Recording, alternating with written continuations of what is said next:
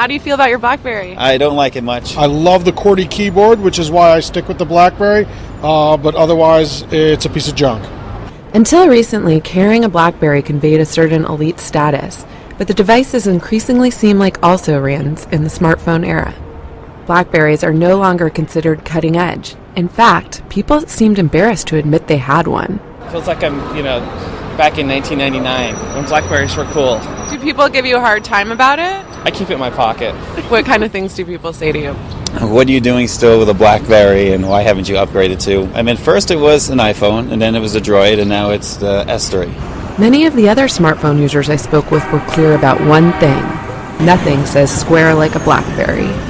What's your perception of people that use BlackBerries nowadays? Like they're in the Stone Age. You wonder why they're still using them. Do you know people who still carry BlackBerries? Ashley, my boss, does, and we always tease him about it, so he's not up with the times. No friends, but my mom is still on the BlackBerry. It works for her, but I guess she's 60. I think he owns some stock in RIM, so maybe that's part of it. Obsolete forms of technology often trigger strong feelings of nostalgia, but the former BlackBerry users I talked to, and there were a lot out there, did not seem very misty-eyed about their former phones.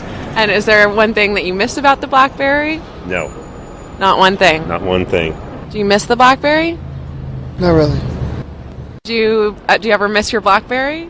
No, because it's still in my drawer back in my office, so it's there if I ever want to look at it, but I really don't miss using it.